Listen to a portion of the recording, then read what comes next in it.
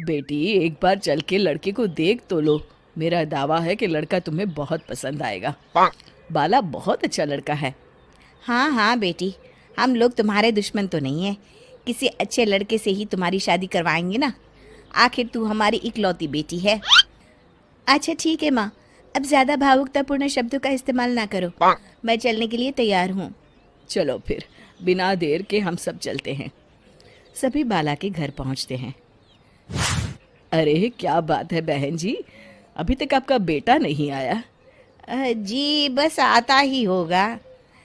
तभी वहां बाला आता है। लो जी, आ गया मेरा बेटा। ये लोग तुझे देखने आए हैं और ये इनकी बेटी नम्रता है। बाला के सर पर बिल्कुल बाल नहीं होते। ये देख नम्रता और उसके परिवार वालों की आंखें फटी की फटी रह जाती है।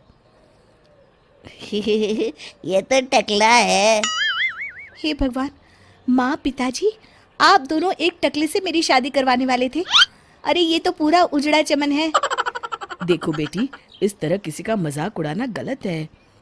किसी के बारे में इस तरह की बातें नहीं करते। बालों का क्या है, वो तो आते जाते रहते हैं। लड़का टकला है तो क्या हुआ, इंजीनियर है, अच्छा खासा कमाता है। आप चुप रहिए जी। इसकी तरफदारी इसलिए कर रहे हैं क्योंकि आपके भी सर पर बाल नहीं है। मैंने तो आपसे शादी कर ली, मगर मैं अपनी बेटी की शादी एक टकले से बिल्कुल नहीं करवाऊंगी। अरे ये क्या, कब से आप लोगों ने टकला टकला लगा रखा है? और माफ करना, तुम भी कोई हूर की परी नहीं हो। तुम लोग मेरे घर में आकर मेरी ही बेइज्जती कर रहे हो। निकल जाओ यहाँ से।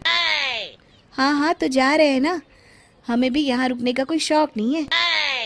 नम्रता और उसके परिवार वाले उठकर वहां से जाने लगते हैं। तभी नम्रता का छोटा भाई जाते जाते कहता है, टकला। तेरा बाप टकला। और इस तरह बाला का रिश्ता टूट जाता है। फिर एक दिन सड़क के किनारे एक आदमी घूम घूम कर कंधी बेच रहा होता है। कंधी ले लो, कंधी, एक से बढ़िया एक कंघी ले लो, नए जमाने की कंघी ले लो। अरे भाई ये ले लो। घूमते घूमते वो बाला के पास पहुंच जाता है। अरे भाई साहब, कंधी लोगे क्या? ये लो। तभी उसकी नज़र बाला के सर के ऊपर पड़ती है। अरे माफ़ करना भाई साहब, आप इसे लेकर क्या करोगे? आपके सर पर तो बाल ही नहीं है। आपका तो स्टेडियम पूरा खाली है। चलता हूँ, कंधी ले लो, कंधी ले लो। कंधी वाले की बातें सुनकर बाला को बुरा लगता है। उस समय बाला को ऐसा महसूस होता है कि उसके लिए दुनिया में सबसे कीमती कोई चीज़ अगर है तो वो सिर्फ बाल है। बाला सड़क पर चलते हुए लोगों के बाल बड़े गौर से दिखता है। चलते चलते बाला एक मंदिर के पास पहुंच जाता है। हे भगवान, तुमने ये मेरे साथ क्या किया? थोड़े से बाल अगर मुझे दे देते तो तुम्हारा क्या चला जाता? सारी दुनिया मेरा मजाक उड़ाती है। अरे भाई, आज पहला इंसान देख रहा हूँ जो मंदिर आकर भगवान से अपने लिए बाल मांग रहा है। बेटा, भगवान ने तुम्हें सब कुछ तो दिया है। अच्छी सेहत है, अच्छी नौकरी है। लगता है तुम्हारी तबीयत ठीक नहीं है। घर जाओ, सब ठीक हो जाएगा। बाला वहाँ से चला जाता है। घर पहुंचकर बाला खाना खाता है और अपने कमरे में सोने के लिए चला जाता है।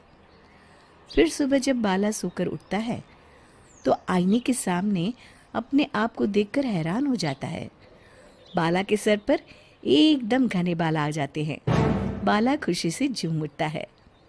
अरे ये तो चमत्कार हो गया, मेरे सर पर बाल आ गए। लेकिन ये हुआ कैसे? दोस्तों, अगर आप इस कहानी का दूसरा भाग देखना चाहते हैं तो हमें कमेंट करके ज़रूर बताएं।